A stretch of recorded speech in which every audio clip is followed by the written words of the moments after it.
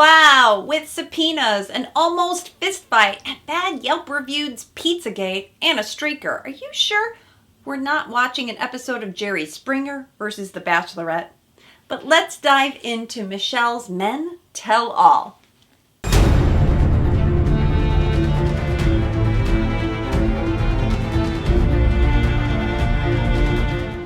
Fun factoid before we get started. I went to the Women Tell All for Peter's season, so I know what it's like behind the scenes. First off, it's an incredibly long day, and it's filmed at Warner Brothers Studio in LA. I won the tickets through my charity, otherwise people in the audience are friends or family of production. And there are no tickets sold to the public, at least that I know of. But being a member of a charity, I got a front row seat, and I can say that the roses are real, and so are the emotions. Before they even start, you sign a legal document and no cell phones, no pics, and no discussion of what you've seen before the episode airs. For the women, at least, they were decked out to the nines, and that each woman had her own handler, someone who had her lipstick, fluffed her hair during the breaks. But what you may not know about the show is that the audience reactions are pre-filmed. Because they only have two cameramen, they can't capture the cast and the audience at the same time. So they give people in the crowd, of course, they give them the signs, the fan favorites. And there's always props and costumes. Like when I was there was somebody dressed up like Bessie the cow. But the audience is right there, only inches away from these girls or guys who are getting upset with one another. And none of that is staged. But the timing of the responses is what is not real time. All right, enough about me. Let's talk about Michelle Young's men. The night starts out with Tayshia and Caitlin asking the men for their first impressions of Michelle. It's clear that all the men adore Michelle. They talk about her poise and her beauty and her confidence. And on the tell-all, we start with Peter and Will. Let's call it Pizzagate. It's clear that Will and Peter have not let their issues die since filming. He deserved that. Let's give a little context. We're all having fun. Nobody's throwing shots. Peter is as defensive as ever, and it doesn't look like anyone's backing Peter either. Let's face it, Will had some zingers for Peter. He said, if you really wanted to promote your business, you should have went on Shark, Everyone admits that Peter takes up a lot of space. Daniel and Casey call Peter out too. But as a psychologist, I have to wonder, what's going on with Peter? Was he there for the right reasons? And what does it even mean to be a pizzapreneur? Let me know in the comments below. The feud between Peter and Will ends with a subpoena, I might add. But as I mentioned, they have a tight legal team, so I can't imagine that this could have been real. To me, it looked like a fake ploy to get Will to back off. And given how easily they hugged after the piece of pizza, you'd believe that this was planned. Next up, Ryan comes under attack for his show notes. The biggest mistake is why bring the notes? And then two, why would you have to prepare to fall in love? Tayshia and Caitlin have receipts. And party comes hard for Ryan. Hey, dude, you got caught and that's why you're apologizing. That was out of left field. But clearly he's upset that he didn't get more time because of Ryan. And was it really that Ryan was only upset for getting caught? Note to self, if you're ever on the show, though, they are going to go through your things. I've heard that's a fact. And this was only the first time that we actually saw them snooping live. Next up is Martin, and he's under attack, and the men are not having it. Olu says, You guys saw, like I said, Martin is two-faced. I mean, it's true. Romeo feels duped by Martin. People want to give Martin the benefit of the doubt. Romeo. A triple whammy of misogyny. You called Miami women high maintenance. Wait. You referred to them as females, and you said that Michelle was not like other girls. And it's clear that Romeo's had time to think about all these responses. At the end of the day, the men are upset with Martin. Martin admits to lying, and then it's brought into question whether he had a legit relationship before he even went on the show. And we have seen this before too. The guy who tells the girl that he's going out with that we're not in a relationship so that when he does come back, he doesn't look like he's a cheater and he can pick up from where he's left off. Chris S., the snake, is under attack too.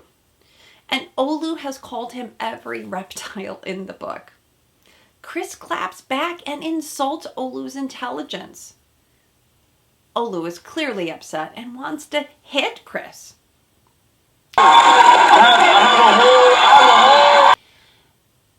If you watch, what Olu really wants is an apology and for Chris to look him in the eyes. But Chris never does, and instead he defers to Tayshia and Caitlin. Do you have any questions for me? And he says to Olu, I don't have anything to say to that. Okay. for me, this is a big red flag for Chris because it's disrespectful to the other men. There's no redemption here either. Next up, another red flag. Jamie comes out. An awkward moment when no one cheers for Jamie. Jamie, come on out.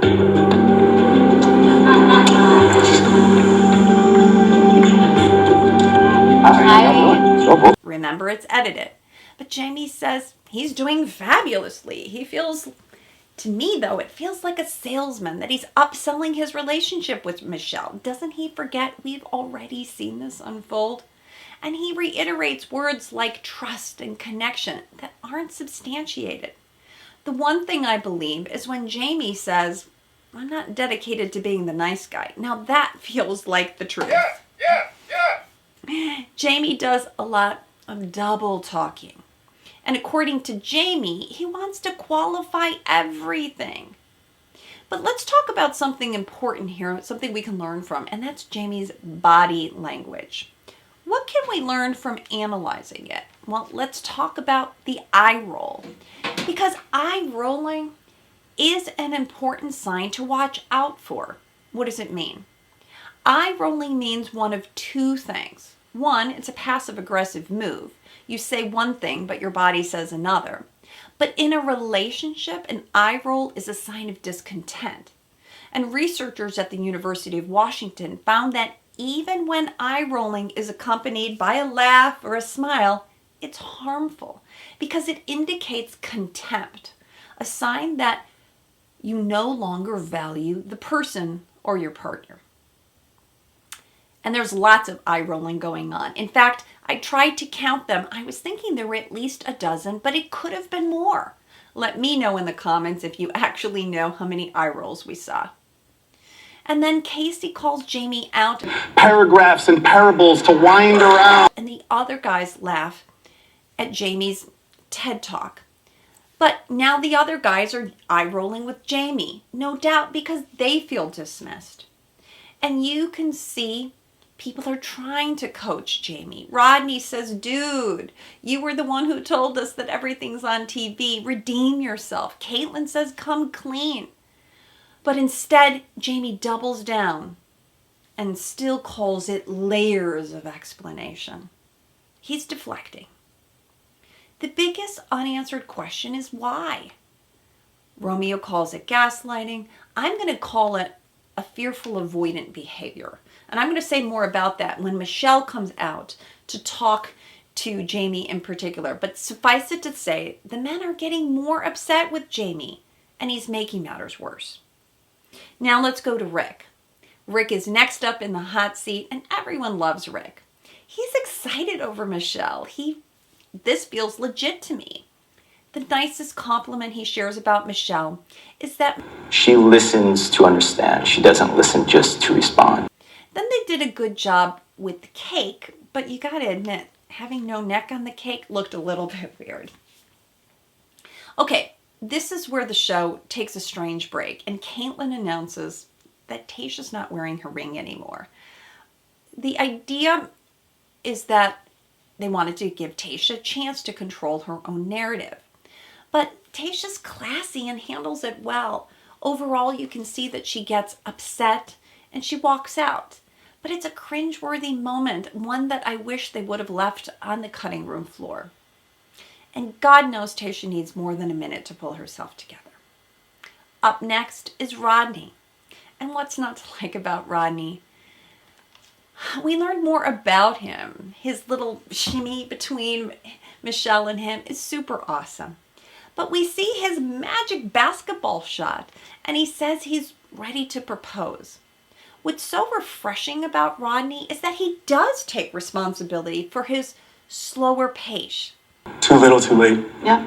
And I understand that. And the way I move and my pace is a little bit slower than it should have been, maybe. And then Tayshia hints that maybe we'll see more of Rodney in Mexico. We really would like to see Rodney as the Bachelor, but stay tuned for that. Finally, Michelle comes out, and we see some outtakes, like the trip to the butter farm in Minnesota, where Nate's the only one that follows the assignment, or at least what looks good as an assignment. And Olu's sculpture about the angry butter, we can have a good laugh about that. Finally, we see a clip about Clayton, but I'm not even going to go there on the comments, because what I'm recalling is, has there ever been a tell-all where we're cued into the next season? To me, this felt like we're going off script on Michelle's, and I'm going to bring it back there. But when Michelle does come out, she's not taking any BS. She's complimentary to the guys, and she looks like she means business, though, especially when it comes to Jamie. Again, Jamie misses the assignment. Michelle's not listening to his platitudes. She's got his number. What I like is that she brings in real-world examples, like the coaching example, and asks Jamie to explain. We did talk about that coaching piece. We did talk about lifting others up and what that looks like. But for me, when you are in that coaching role, that means that you are lifting people up even when they're not around. Michelle confronts Jamie on his hypocrisy for saying one thing in public and another in private, or so he thinks. But Michelle says, I'm not seeing any responsibility. That's what's so frustrating for the rest of us. Now, I want to stop for a moment and recap what I was talking about, the fearful avoidant, because what we're seeing is both anxious and avoidant traits, and I want you to be warned about this if you see this in your real life too. The fearful avoidant person is oftentimes someone who has suffered from abuse or serious neglect as a child. Remember when we heard about Jamie's dramatic past. But we see anxious and avoidant sides. First, Jamie talks about in the Men Tell All needing to vent. But remember, he was the one who created the rumors. And why did he create the rumors? He created the rumors to get attention, to feel special, because Jamie wasn't getting the attention from Michelle that he craved. That's where all of this started. Now we see Jamie's avoidance side come out. Jamie says, And I was in an emotional extreme of feeling like I need to get out of here. that's a sign of an avoidant. It's clear that Jamie is triggered.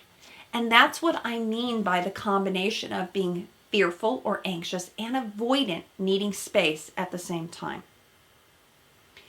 None of this is an excuse for Jamie's behavior. It's just something to be aware of. And this is a small percentage of the population, but I want you to be alert to that. Michelle finally has the last word with Jamie, and she cuts to the chase. She says, Your apologies are apologizing because you have to if somebody feels hurt. You're putting it on them, like they're at fault for what you said. but here's what we can learn from this interaction. When and if you do mess up in your own relationships, don't say, I'm sorry if you were hurt. Don't say, I'm sorry and you were wrong. Or don't say, I'm sorry, but you misunderstood. Say, I'm sorry. No ifs, ands, or buts. Finally, Jamie does apologize, but at this point, it doesn't make much of a dent because the damage is already done. The closing words for Michelle, though, they're touching because PJ thanks Michelle for showing up for little black girls and acknowledging that girls can look up to her. Martin finally does apologize for how things ended, and we know that Martin feels bad, but instead of saying so, he thanks Michelle by saying, well, I've found love now. Michelle gives the final comment, though. It is important to lift women up because we are not lifted up. Chris does apologize for speaking over Michelle, and I thought that Michelle was almost too nice in this exchange. But what I'm sure is that Michelle hasn't seen that behind the scenes how really shut down and horrible Chris was to the other men.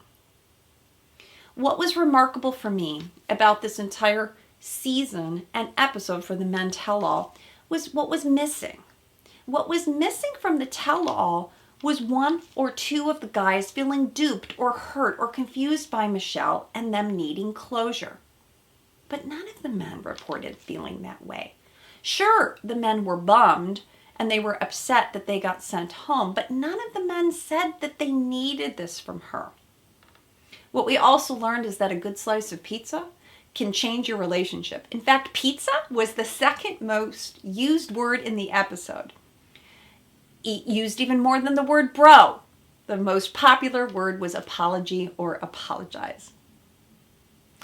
What did we learn from this episode? Well, on the Men Tell All, we learned that words do matter. And when you mess up, simply say, yeah, I was feeling insecure. I'm sorry I hurt you. And even when dating is tough, do the right thing. Be kind, truthful, and respectful. Thank you for joining into Rose Therapy. Stay tuned next week where we're going to see the fantasy suites and the remaining 3 guys.